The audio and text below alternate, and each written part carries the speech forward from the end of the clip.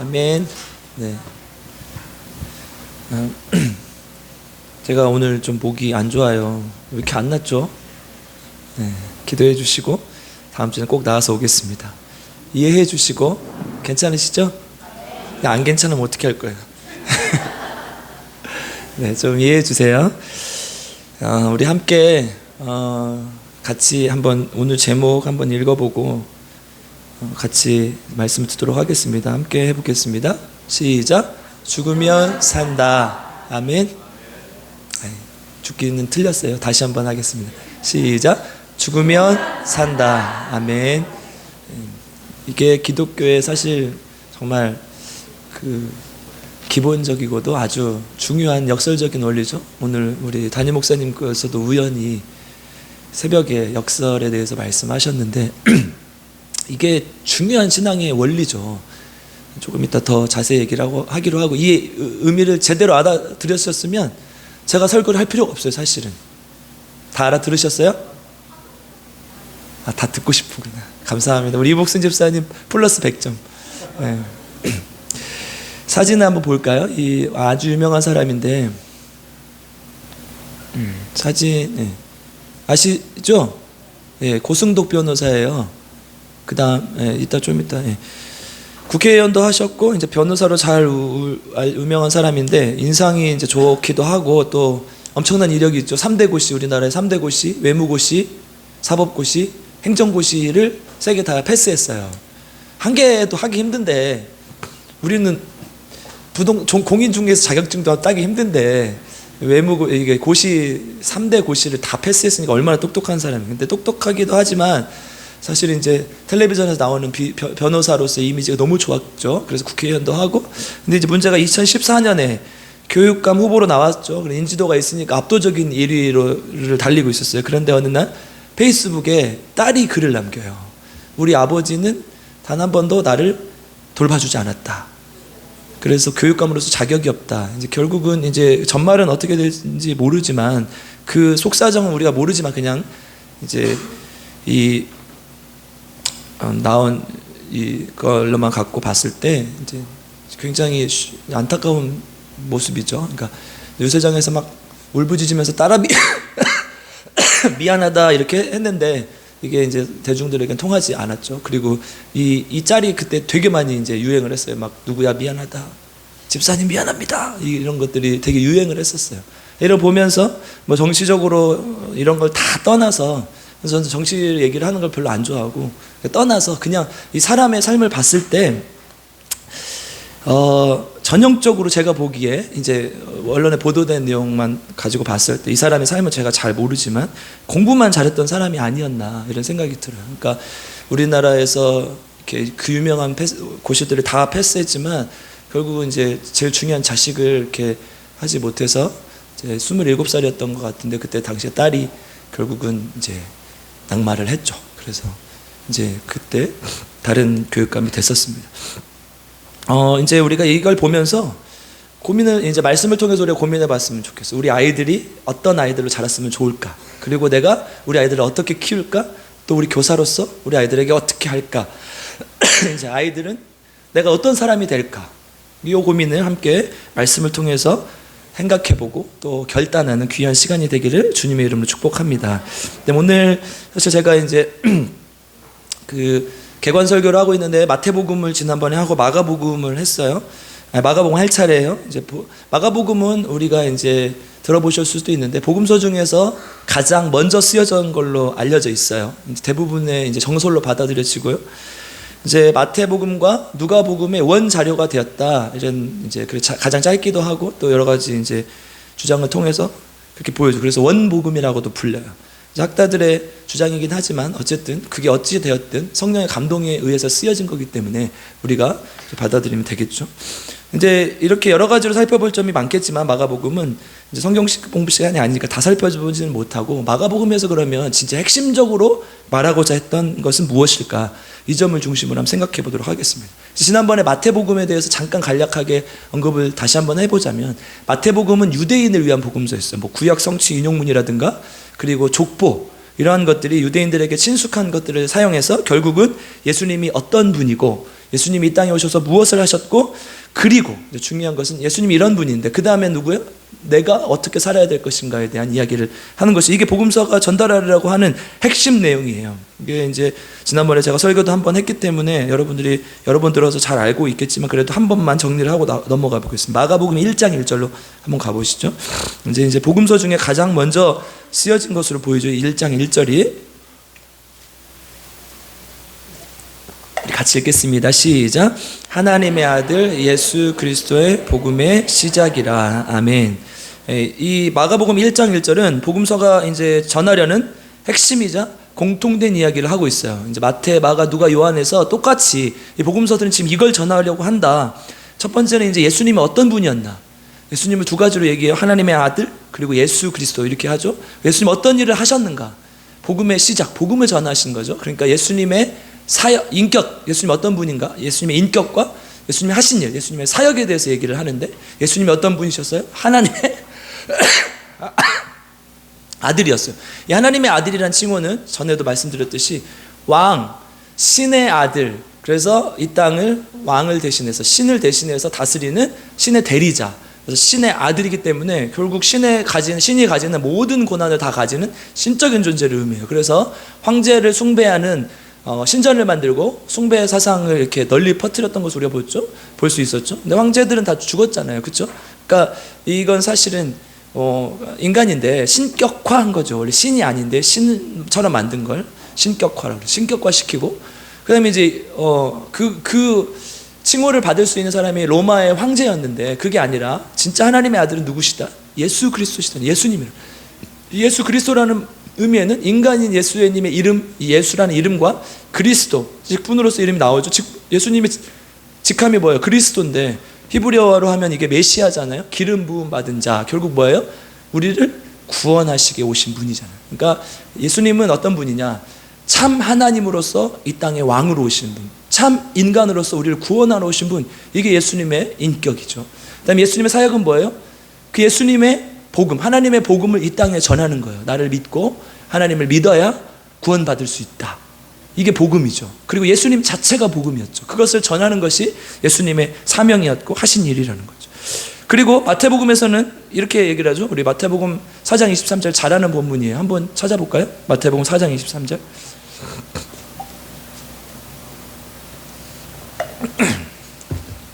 마태복음 4장 23절 읽겠습니다. 시작. 온 갈릴리에 두루 다니사 그들의 회당에서 가르치시며 천국 복음을 전파하시며 백성 중에 모든 병과 모든 양가한 것을 고치시니. 24절도요. 시작. 그의 소문이 온 수리아에 퍼진지라. 사람들이 앓는 자, 곧 병에 걸려서 고통당하는 자, 귀신 들린 자, 간질하는 자, 중풍병자를 데려오니 그를 고치시더라. 아멘. 그러니까 예수님의 사역은 뭐였어요? 가르치시고 고치시고 전파하셨다. 이게 복음을 전한 거죠. 그러니까 이런 이야기들로 가득 차 있다는 거예요. 제 복음서는 이런 이야기들이라는 거예요. 근데 이제 학자들이 마가복음을 이제 특별히 로마에서 쓰여졌다고 봐요. 왜냐하면 지금 복음서를 저번에도 얘기했지만 4개를 쓴 이유는 똑같은 예수님이 하신 일이지만 사람의 관점에 따라서 다르게 보일 수도 있고, 또 그것을 읽는 독자에 따라서 달라질 수 있단 말이에요. 제가 그때 그랬잖아요. 여러분들한테 막 만화책 주면서 읽으라 그러면 읽겠어요? 안 읽겠어요? 안 읽잖아요, 솔직히. 드라마로 만들어야 되잖아요. 막 따라랑 다음 시간에 계속됩니다 막 그러면서 예수님이 어디를 가셨습니다. 그런데 막 궁금했는데 다음 시간에 계속됩니다. 이렇게 해야 볼 거 아니에요. 안 봐요? 지금 뭐가 제일 유명해요? 드라마 중에 주일날 저녁에 하는 거 뭐예요? 예? 유이 나오는 거 있잖아요. 알면서 모르는 척하는, 안 보는 척하지 마세요. 예? 예? 다 진짜 몰라요? 예? 뭐라고요? 크게 좀 말해봐요. 모태 신앙들은 안 본다는 얘기인가 봐요. 예, 아무튼 그렇잖아요. 우리 어른들은 그런 언어로 얘기를 해야 쉽게 알아들을 수 있단 말이에요. 그러니까 이제 마태복음은 아까 유대인에게 쓰는 복음서고, 마가복음은 이제 특별히 로마에 살거나 로마의 문화권에 젖어 있는 로마인들을 향한 복음서라는 거예요. 그래서 로마인들의 사고방식을 통해서만 제대로 이해할 수 있는 단어들이 있어요. 그러니까 이제 이건 또 학자들마다 의견이 분분하지만 대부분의 정서를 따르는 거예요. 근데 이제 복음이라는 말, 오늘 방금 우리가 1장 1절에서 하나님의 아들 예수 그리스도의 복음의 시작이라, 이 복음이라는 말이 헬라어 원어로 원래 유앙겔리온이에요. 이게 유앙겔리온인데, 유가 이제 유토피아 할 때 그런 어원과 같아요. 좋다는 의미예요. 좋다. 유앙겔리아. 그러면 앙겔리아는 뭐예요? 우리 앙겔로스가 라틴어로 뭐냐면 천사란 뜻이에요. 천사가 예전에 뭐 하는 사람이었어요? 소식을 전해주는 사람, 신의 소식을 전해주는 사람. 그래서 유앙겔리아 하면 좋은 소식이라는 뜻이에요. 이 로마에서 이게 통용되던 단어였단 말이에요. 정말 기쁜 소식이 있을 때 사람들에게 복음이다, 유앙겔리아가 있다, 이렇게 얘기를 했다는 말이에요. 복음이 첫 번째는 뭐였냐? 황제의 등극 소식이었어요. 왜냐하면 로마 사람들한테 어떤 황제가 등극한다는 그게 중요하잖아요. 지금 세계를 다스리고 지배하는 이 왕이 통치를 잘해야 우리가 계속 잘 먹고 잘 사니까 이 황제의 등극 소식을 굉장히 기뻐하며 신격화시키면서 막 온 백성이 기뻐하고 난리를 치는 거죠. 두 번째는 큰 전쟁에서 승리하는 걸 이제 얘기해요. 이제 로마가 이제 식민지를 개척하는데 이제 5천 명 이상의 보통 군사를 죽인 장군이 개선문을 통해서 입성하면서 이렇게 멋있게 등장하거든요. 그런 소식을 전할 때 유앙겔리아라는 말을 썼다는, 유앙겔리온이라는 말을 썼단 말이에요. 그러니까 이제 이 예수님의 소식, 예수님이 전하는 이걸 뭐라고 지칭한가요? 복음이라는 거예요. 어떤 사람들은 뭐 그러면 황제의 것을 갖다 쓴 것이 아니냐, 뭐 이런 사람도 있겠지만, 다르게 생각해 보면 뭐예요? 그 당시에 그 커다란, 그 엄청났던 로마의 그 모든 문화를 싹, 아이고, 지금 이제 주무시는 분들이 계시니까 지금 이게 지금 화가 난 거예요, 마이크가 지금. 이제 그 강대했던 로마를 쓸어버리고 예수님께서 오신 소식이 복음이다. 예수님이 전하는 소식이 복음이다라는 거예요. 크리스마스에 대한 기원도 많이 있지만 사실 크리스마스 그 즈음이 로마의 동짓달이라는 문헌들이 많이 있어요. 그래서 이제 로마 이방신을 섬기던 풍속이 그리스도로 이렇게 기독교인들에게 넘어왔다, 이런 이야기들이 있어요. 그렇지만 우리에게 중요한 것은 뭐예요? 우리는 모르잖아요. 언제 예수님이 진짜 태어나고 정확하게 알 수 없지만, 그것보다 더 중요한 것은 그 모든 이방신에 대한 문화를 잠재워버리고 예수님이 그 자리를 차지하셨다는 게 더 중요한 것 아니겠어요? 그러니까 얼마나 엄청난 거예요. 아무도 할 수 없는, 정말 힘으로도 할 수 없는 그 로마에서 예수님의 탄생 소식이 복음이 되었다는 거. 그리고 예수님께서 태어나신 그 날이 로마의 동짓달을 대체해버렸다는 것, 이런 것들이 얼마나 중요한가요? 아니에요.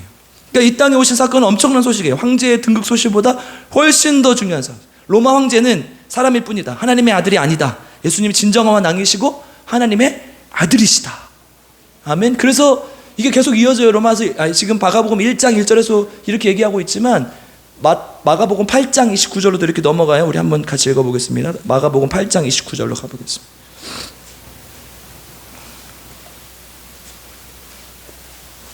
같이 읽겠습니다. 시작. 또 물으시되 너희는 나를 누구라 하느냐? 베드로가 대답하되 주는 그리스도시니이다 하매. 아멘. 여러분, 예수님이 너희는 나를 누구나 하느냐 했을 때, 이제 마태복음에는 이 본문이 16장 16절에, 마태복음 16장 16절에 주는 그리스도시요 살아계신 하나님의 아들입니다 이렇게 했잖아요. 이 똑같은 언어였죠. 마가복음 1장 1절과. 근데 지금 여기에서는 조금 단어를 썼지만 같은 의미죠. 주는, 우리 이 땅의 주인은, 하나님의 아들은 그리스도십니다. 예수님이십니다. 이 똑같은 말을 지금 그렇게 고백하고 있는 거예요. 너무 똑같은 단어를 쓰면 지루해지니까 이제 마가는 다른 단어를 사용한 거죠. 근데 똑같은 의미를 가지고 있다는 거예요. 그리고 지금 이 장소가 어딘가가 되게 중요해요. 27절. 예수님께서 물으시는 이 장소가 어딘가. 시작. 예수와 제자들이 빌립보 가이사라 여러 마을로 나가실세. 아멘. 어디예요? 빌립보 가이사라. 여러분, 이제 가이사라라는 말이 붙은 이 지명은요, 이제 그 당시에 카이사르가 이제 황제를 지칭하는 거였죠. 그래서 영어로는 시저인데, 이 가이사라라는, 그러니까 빌립보라는 지역에 가이사라를 붙인 거예요. 뭐냐면 로마의 총독이 다스리는 곳이에요. 총독부가 있던 곳이에요. 우리 이제 이 항구 쪽에 가이사라라는 도시가 또 하나 있었죠. 그런 가이사라라고 붙은 지역들은 다 총독부가 있었던 거예요. 그러니까 우리 일본 제국의 이 지배를 받을 때도 이 총독부가 있었잖아요. 그 총독부가 있었던 곳은 대단하잖아요. 그러니까 이 일본에 절대로 반항할 수 없고, 마찬가지거든요. 이 황제가 중심이 되는 도시라는 거고, 황제의 도시라는 것을 의미하는 거예요. 지금 가이사라라는 말이 붙은 것은 그 도시에서 예수님이 지금 제자들에게 묻는 거예요. 너희들의 주인은, 진짜 주인은 누구냐? 이렇게 했을 때 베드로가 어떻게 대답을 해요? 주는 그리스도시요, 살아계신 하나님의 아들입니다. 예수님만이 오직 주님이시고 예수님만이 오직 그리스도이십니다. 이렇게 고백을 하는 거예요. 이게 그러니까 아주 굉장히 중요한 고백이 되는 거죠. 예수님의 인격에 대해서 정확하게 설명하고 있는 이 문장이니까, 구절이니까 이게 중요한 것이죠. 사실 오늘의 본문도 이것과 연결이 됩니다.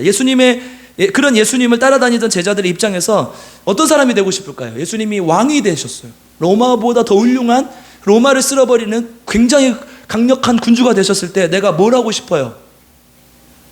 왕이 못 되면 나는 영의정 하고 싶은데. 나만 그래요? 네.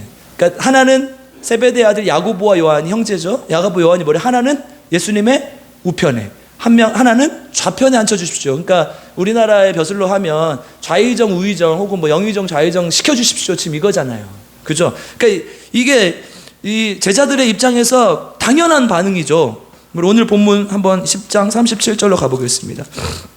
10장 37절 같이 읽겠습니다. 시작. 여짜오되 주의 영광 중에서 우리를 하나는 주의 우편에, 하나는 좌편에 앉게 하여 주옵소서. 아멘. 주님이 영광 받으실 그때, 이게 무슨 말이에요? 주님이 왕이 되셨을 그때 내가 좌편에 있겠고 내 동생은 우편에 있겠습니다. 그러니까 최고 지도자의 자리를 주십시오, 이렇게 얘기를 하는 거죠. 이게 너무 당연한 거잖아요. 로마의 그 권력을 깨고 왕이 되었을 때 내가 그 최고 지도자의 자리에 앉고 싶은 그 마음은 너무나 당연한 것 아닙니까? 예수님은 지금 이 것에 대해서 그 마가복음이 이렇게 얘기를 하는 것이죠. 예수님은 이런 분이고 우리는 이제 예수님이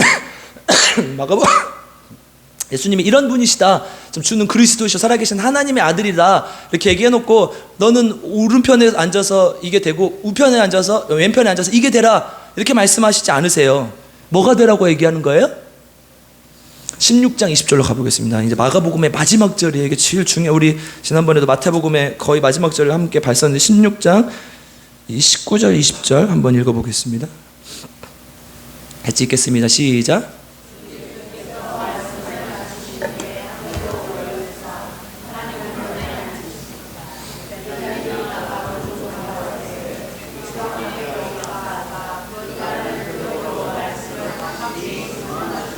아멘. 예수님께서 승천하시고 마지막으로 제자들에게 부탁하고 가신 건데 뭐라고 하는 거예요? 그러니까 내 대신 너희들이 진짜 내 제자가 돼서 예수님의 말씀을 확실히 증거하는 자들이 되라. 그러니까 뭐예요? 한마디로 하면 제자가 되라는 거예요. 우리 마태복음이랑 똑같잖아요, 지금. 그러니까 이 지금 복음서에서 예수님은 이런 분이신데 예수님 이런 일을 하셨고, 그럼 우리는 어떻게 해야 되냐? 첫 번째 뭐예요? 제자가 되라는 거예요.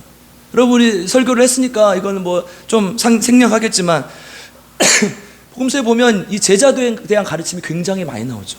예수님의 진짜 제자가 되라. 너희는 진짜 제자인가? 이 얘기에 대해서 이야기를 하는 것이죠. 이것이 중요한 포인트고 마가복음의 주제예요. 두 번째, 오늘 본문으로 이제 넘어가겠습니다. 10장 44절 45절 한번 읽어보겠습니다. 마가복음 10장 44절 45절 같이 읽겠습니다. 시작.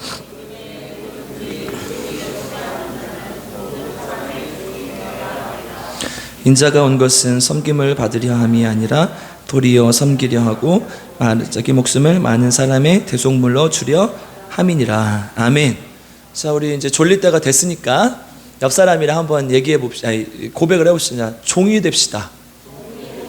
두 번째예요, 이게. 그러니까 첫 번째는 제자가 되라는 거고, 두 번째 좀 더 강력한 메시지는 종이 되라는 거예요. 예수 그리스도의 종이 되라는 거예요. 이거는 아까 이제 로마 황제와 연결되는 거예요. 여러분, 로마 황제와 반대되는 개념이 뭐예요? 종이에요, 종. 황제는 모든 것을 누릴 수 있었고, 종은 주인이 한마디만 하면 죽어야 돼요. 죽는 신용까지 돼야 돼요. 여러분, 종 돼보셨어요, 혹시? 안 돼보셨죠? 종 안 돼보셨잖아요. 종의 삶이 정말 비참한 거예요. 종은 주인이 그냥 시키는 대로 해야 되는 거예요. 그러니까 지금 예수님은 그냥 종이 되라는 게 아니라 진짜 종이 되라는 거예요. 종은 내가 하고 싶은 걸 할 수 없어요. 종은 주인이 시키는 걸 해야 돼요. 그 중에 제일 하기 싫은 거 뭐예요? 주인이 하라고 하는 것 중에 제일 하기 싫은 게 뭐예요? 에?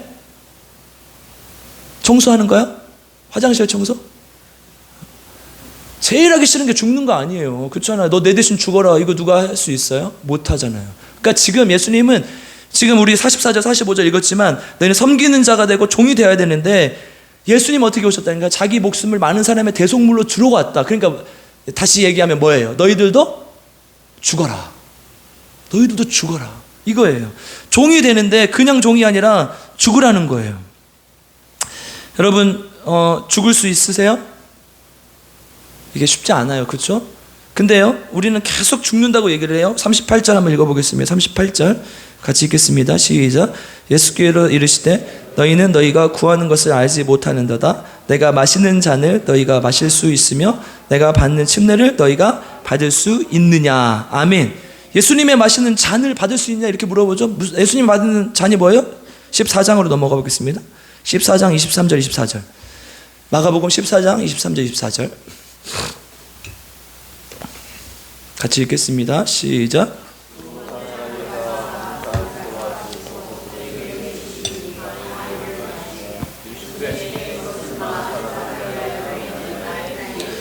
아멘. 아멘. 예수님의 잔이 뭐예요? 예수님의 피 흘리심을 나타내는 거잖아요. 그건 뭐예요? 죽음이잖아요. 예수님께서 제자들에게 좀 물으신 거예요. 넌 나의 잔을 받을 수 있느냐?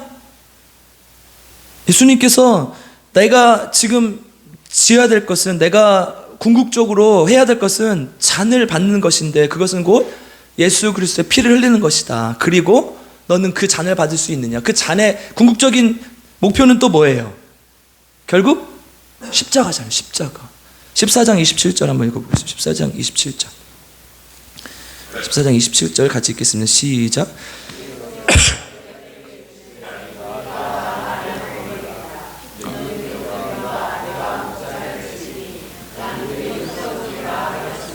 죄송합니다. 마가복음이 아니라 누가복음이었는데 누가복음 14장 27절 한번 읽어보겠습니다. 누가복음 14장 27절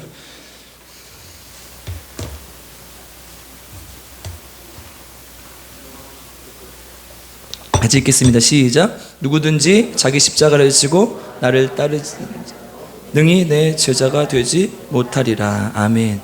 뭐라는 거예요?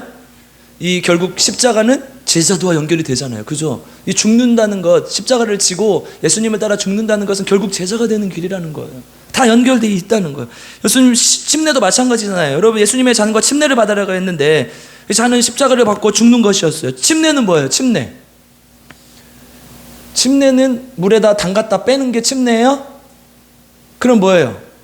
옛 자아는 죽고 예수 그리스도 안에 새로운 자아가 살아나는 게 침례잖아요. 그러니까 뭐예요? 한마디로 말하면 죽는 거잖아요. 내 자아가 아직도 살아있는 분 손 들어보세요. 솔직히 마음속으로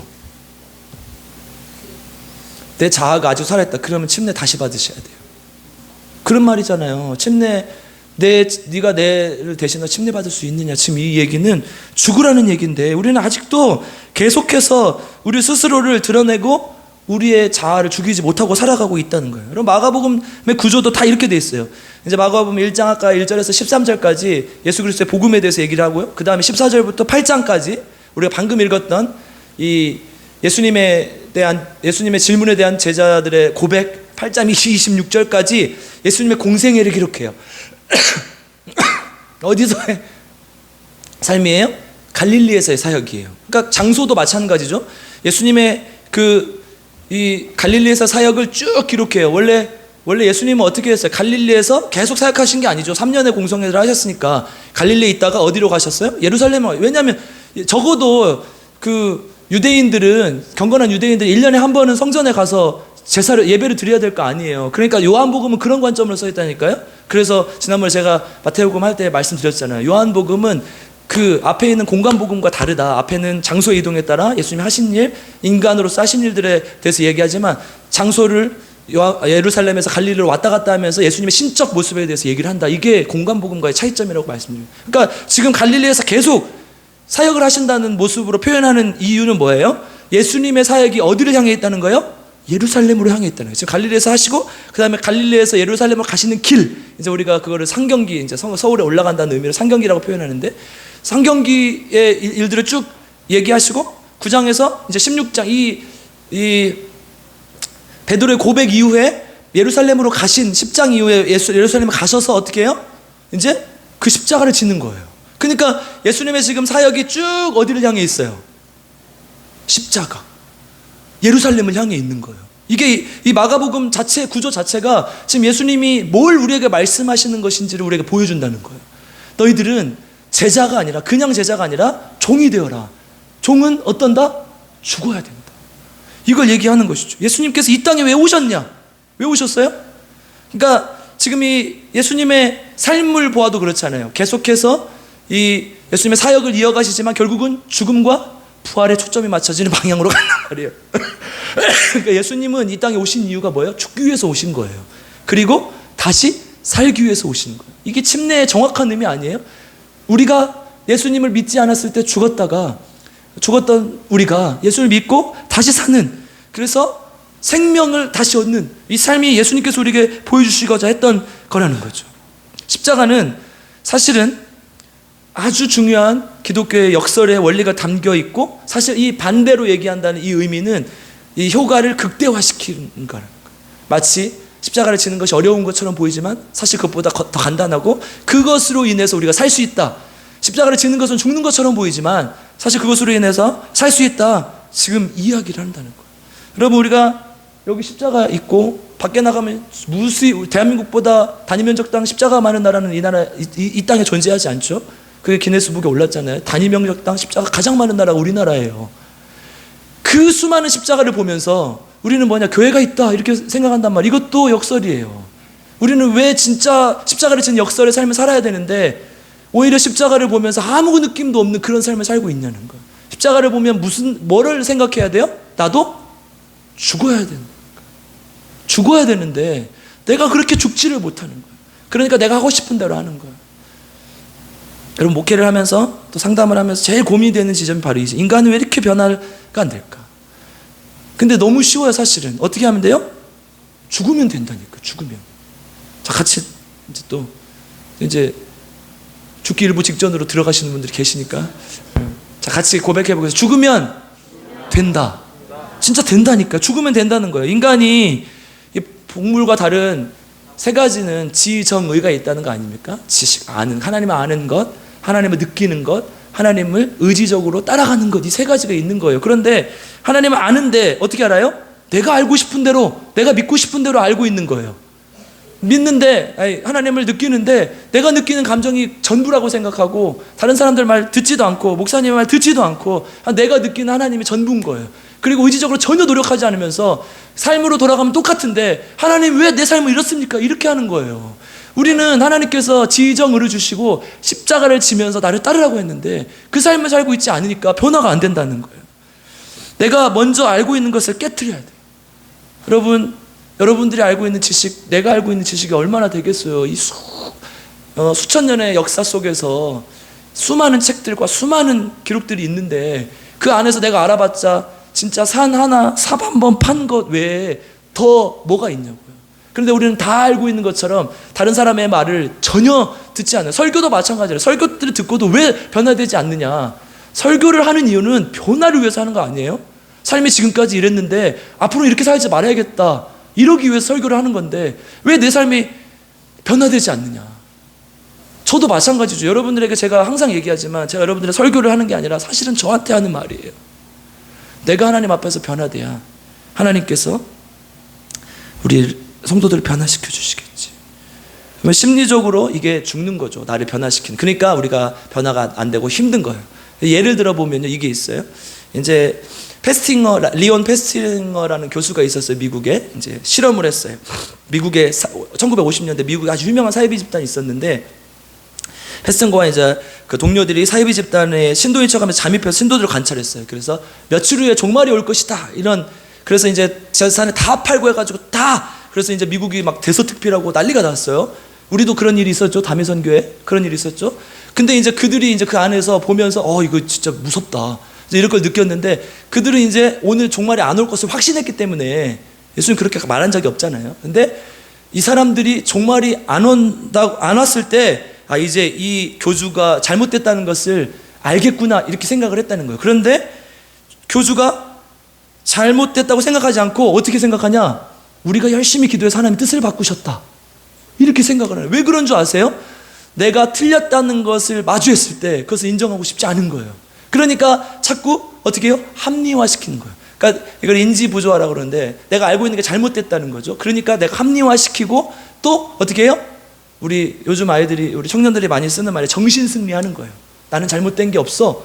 이 사회가 잘못된 것이고 이 환경이 잘못된 것이지. 이렇게 정신승리를 한다는 거예요. 그러니까 우리가 간절히 빌었기 때문에 하나님께서 이 뜻을 바꾸셨다 이런 말도 안 되는 논리를 펴면서 내가 틀렸다는 것을 인정하고 싶지 않은 거예요. 여러분들이 왜 내가 십자가를 질 수 없느냐, 내가 왜 삶이 변화되지 않느냐 이거예요. 내가 틀렸다는 것을 인정하고 싶지 않은 거예요. 여러분 다 틀렸어요. 여러분 저도 틀렸고 여러분 틀렸어요. 내가 그 현실과 마주했을 때 어떻게 하면 돼요? 안 하면 돼요. 내가 그것을 합리화시키고 자꾸 이 이유들을 갖다 붙이는 게 아니라 안 하면 돼요. 돌아서면 돼요. 그게 뭐예요? 회개잖아요. 하나님의 뜻에서 벗어나서 완전히 돌아서는 게 회개잖아요. 그걸 하면 되는데 말씀을 듣고도 똑같다는 거예요. 내가 하나님의 말씀, 내가 성경을 읽어도 똑같은, 성경 뭐예요? 그냥 지식을 쌓으려고 읽는 게 아니라 하나님의 말씀대로 살기 위해서 읽는 것 아닙니까? 근데 우리가 왜 변화되지 않느냐? 내가 그것을 인정하고 싶지 않고 죽고 싶지 않기 때문에. 근데 성경은 지금 뭐라고 얘기했어요? 죽으라고요. 여러분 생각하는 것보다 죽는 게 훨씬 쉬워요. 지금 당장 김경민 집사님, 김민 집사님 연탄불 피우십시오. 그렇게 안 하신다니까요. 하나님은 그런 분이 아니라는 거예요. 어떻게 죽으면 되는 거예요? 내가 전에 있던 사고방식, 내가 전에 가지고 있던 생활 양식, 이걸 바꾸면 되는 거예요. 예수 그리스도 안에서 예수 그리스도의 뜻에 받게. 혹시나 그러니까 바리새인과 서기관들이 계속해서 예수님의 지탄을 받았던 건 뭐냐? 자기들이 100% 옳다고 생각했기 때문에.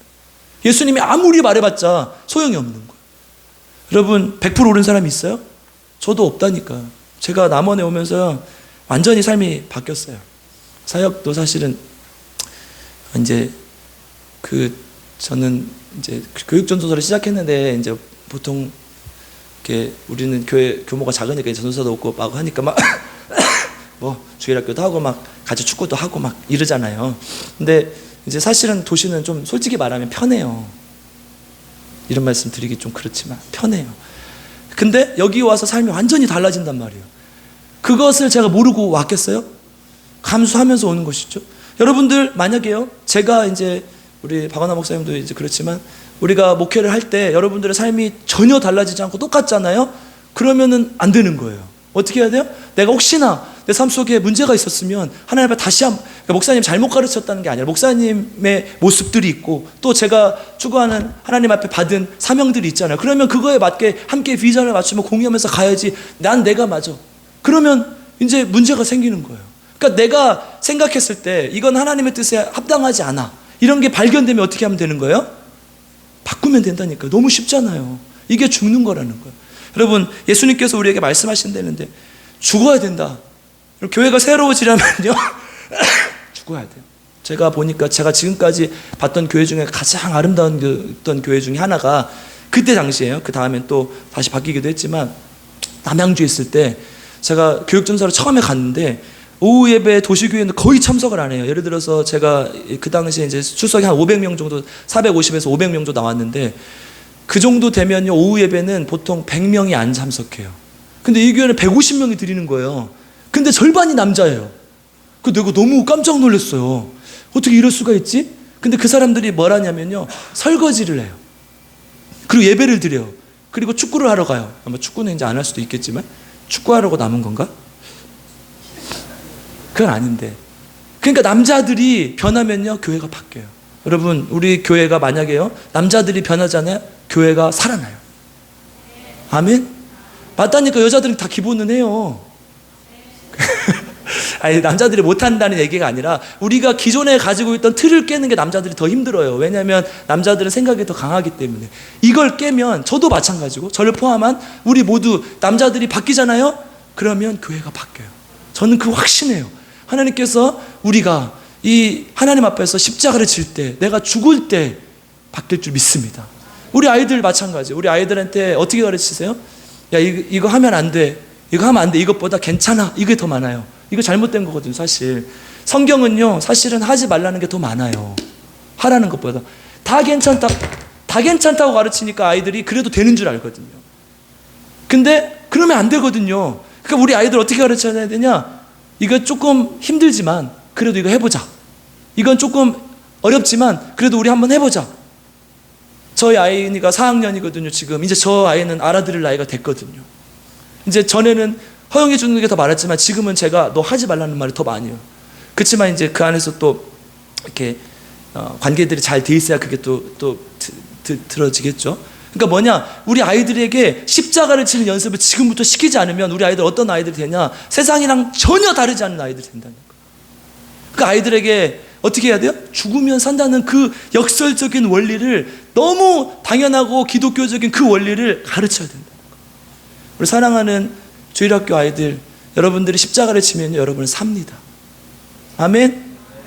이 아이들은요 반드시 돼요. 여러분 성공하는 거 좋아하시죠? 이 다음 세대는요 이기적이고 자기만 하는 세대가 너무 많기 때문에, 아이들이 너무 많기 때문에 다른 사람을 배려하고 다른 사람을 세워줄 수 있는 아이들이 반드시 성공합니다. 진짜라니까. 제 말 믿으세요. 저는 우리 아이를 그렇게 키우고 있어요. 내가 저번 주에 뭐라고 그랬어? 무슨 천재? 성격 천재. 벌써 잊으면 어떻게 해요? 하나님 믿음 안에서 믿음 가지고, 그 믿음을 가지고 세상 속에서 십자가를 져야 될 땐 지면서 세상을 변화시키는 아이, 이렇게 만들어야 될 거 아니에요? 그러면 우리 교회 소망이 있습니다. 우리 교회 정말 하나님께서 사랑하시는 교회, 지금 봤잖아요. 이 아이들만으로 밴드가 돼요.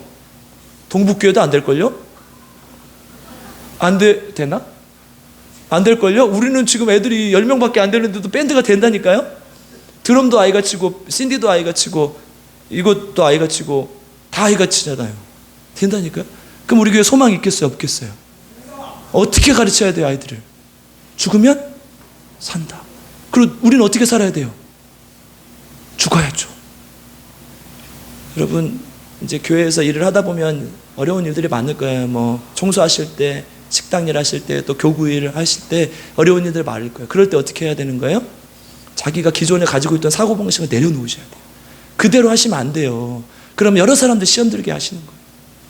그러니까 다 교회를 하실 때 그런 것들을 내려놓고 이제는 주님 앞에서 내가 바뀌어야겠구나, 그래야 사는구나, 이 말씀 굳게 붙잡고 십자가 앞에서 날마다 저와 함께 죽는 주님의 귀한 필그림교 성도님이 되시길 축복하고 기도합니다. 믿음으로 고백하면서 함께 찬양하겠습니다.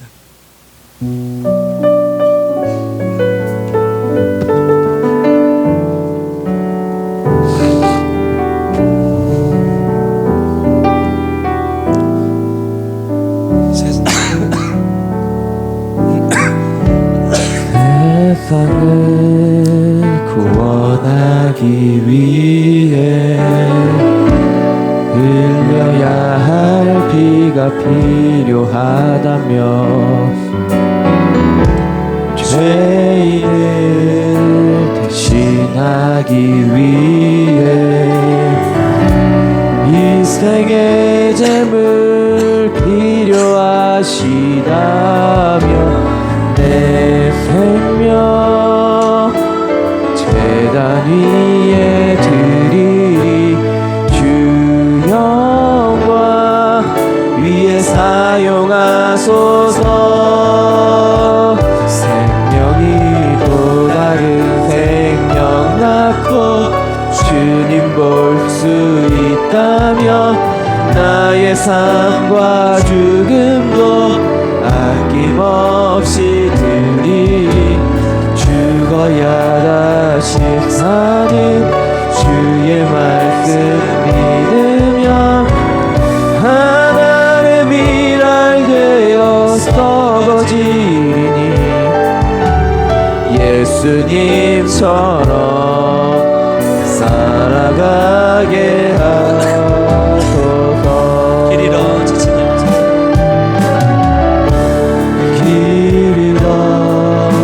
지친 약을 찾아 마음상에 이리저리 헤매이는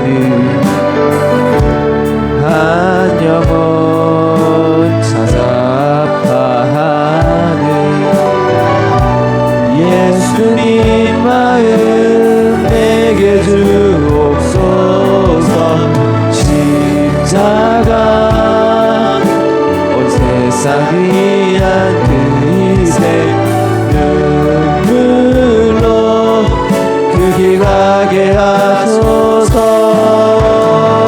생명이 또 다른 생명 낳고 주님 볼 수 있다면 나의 삶과 죽음도 아낌없이 드리리.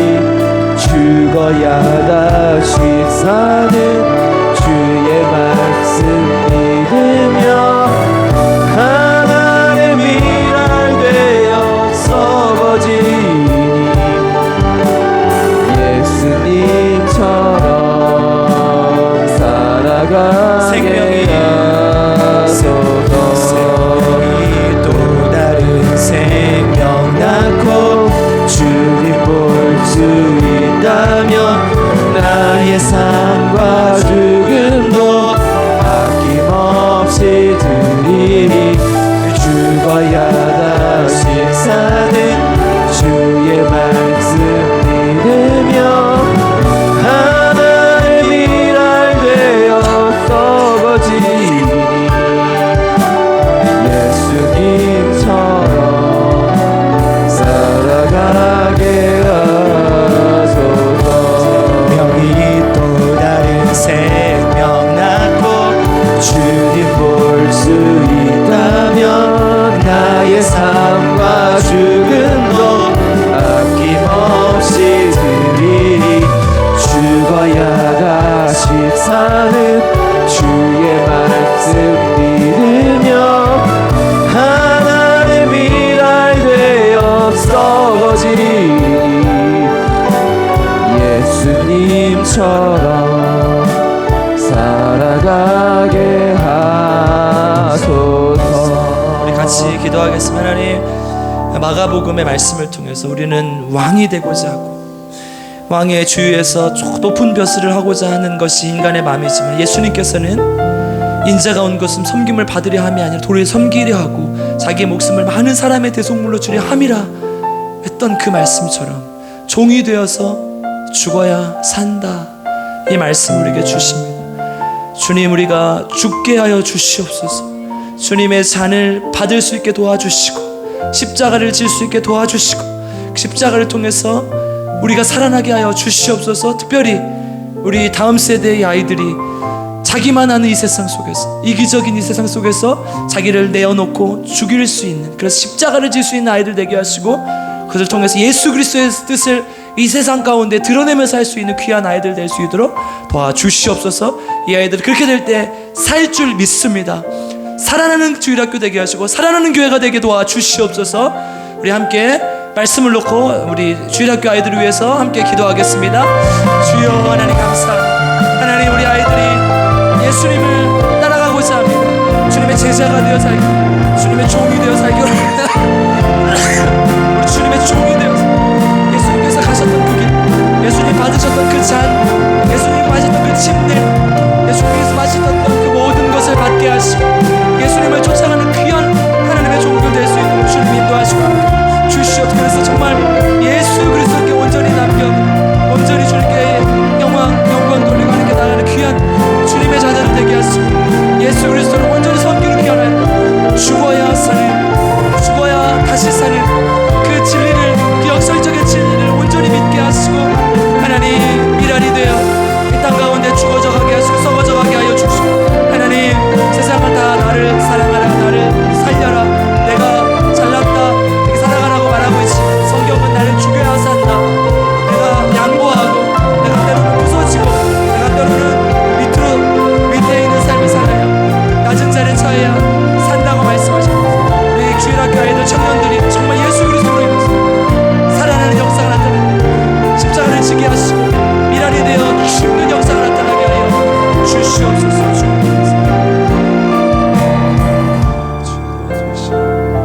우리 다시 한번 기도할 때 우리 계속 기도하는 우리 사모님 위해서 기도하겠습니다. 정말 죽는 삶의 표본을 보여주셨던 우리 사모님, 살아나는 역사가 나타나게 하여 주시옵소서. 하나님의 귀한 능력의 삶, 하나님께서 귀하게 사용하시던 귀한 종을 이렇게 세워주시고 이 땅에 하나님 나라가 세워지는 것을 함께 보고 함께 넓혀갈 수 있도록 주님 도와주시옵소서. 아버지 하나님, 김복순 집사님도 김영식 성도님 누워 계시지만 하나님 죽어야 다시 사는 그 역설적인 진리를 온전히 믿게 하시고 주님 안에서 죽고 예수 그리스도 안에서 새로 사는 귀한 역사가 나타나게 도와주시옵소서. 또 아버지 하나님, 또 입원하신 분들, 또 치료 중이신 분들 계시는데 주님 지켜주시고, 특별히 우리 재현 청년이 기도했던 것처럼 믿지 않는, 아직 나왔지만 나오지 않는 많은 잃어버린 양들이 있습니다. 그들을 기억하여 주시고 주님 품으로 보내주시고 하나님 도와주시옵소서.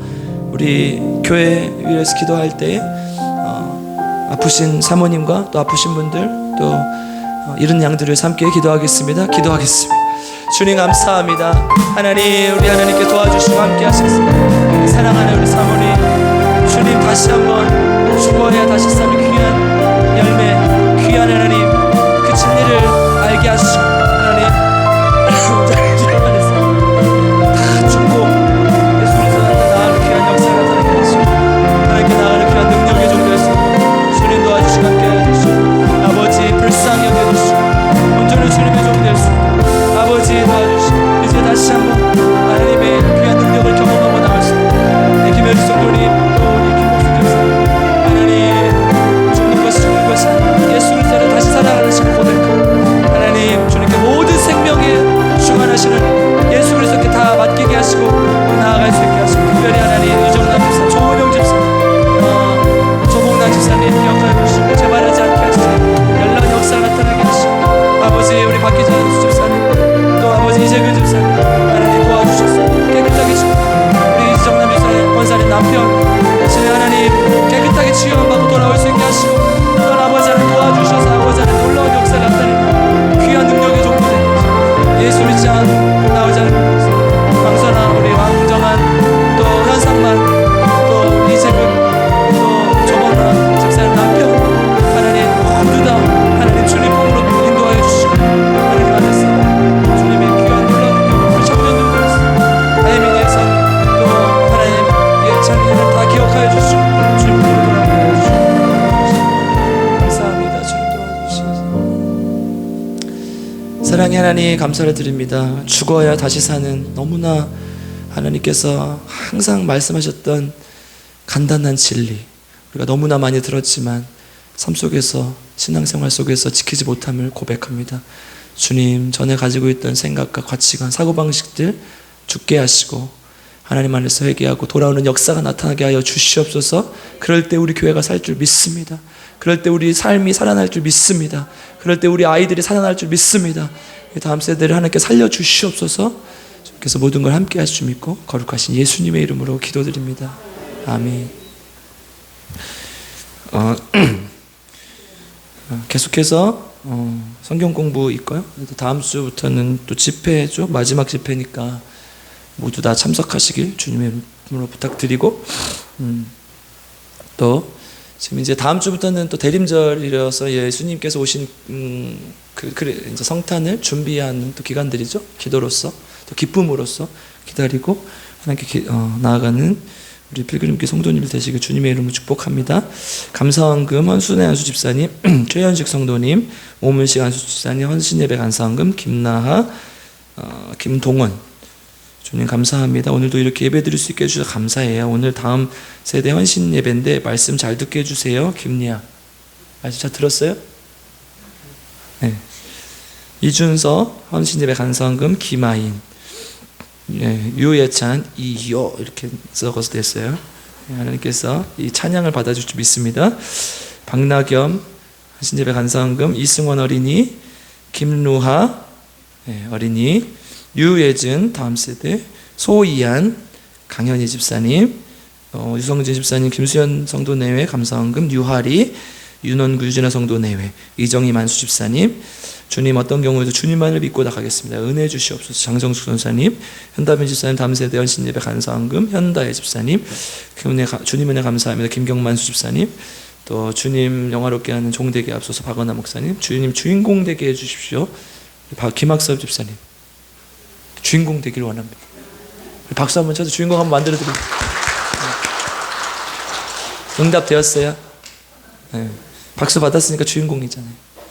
11조 허순의 한수 집사님, 김경지 목사 사무대회, 강현희 집사님 주정원금, 현다혜 집사님, 강현희 집사님 11조, 현다혜 집사님, 장정수 원사님, 박원아 목사님 11조 드리셨습니다. 함께 기도하겠습니다.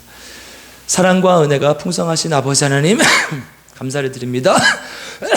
주님의 귀한 은혜에 감사하여 예물을 드립니다. 이 예물 하나님께 귀하게 사용하여 주시고 하나님께 온전히 영광 돌릴 수 있는 귀한 예물 되게 도와주시고 우리 모두는 이 예물을 드리며 하나님 앞에 죽기로 결단하는 귀한 주님의 종들 되게 도와주시옵소서. 이제는 우리 구주 예수 그리스도의 값없는 은혜와 아버지 하나님의 놀라우신 사랑과 성령 하나님이 함께해 주심 도와주심의 역사가 오늘 말씀을 들으며 하나님 앞에 우리 종이 되기로, 그냥 종이 아닌 죽는 종이 되기로 작정하는 우리 필그림교회 성도님들 머리 위에 지금부터 영원토록 함께 계시기를 간절히 축원하옵나이다. 아멘.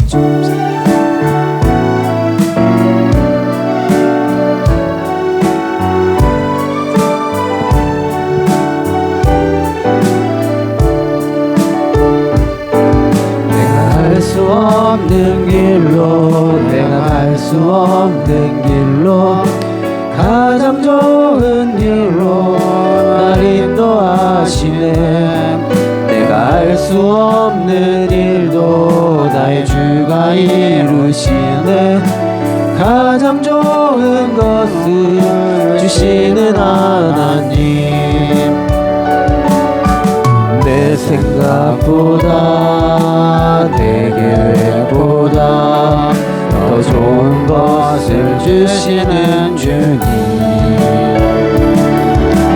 내 기도보다 내 소망보다 더 좋은 것을 주시는 주님, 내가 할 수 없는 길로, 내가 할 수 없는 길로, 가장 좋은 길로 날 인도하시네.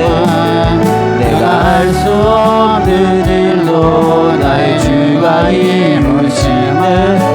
가장 좋은 것을 주시는 하나님,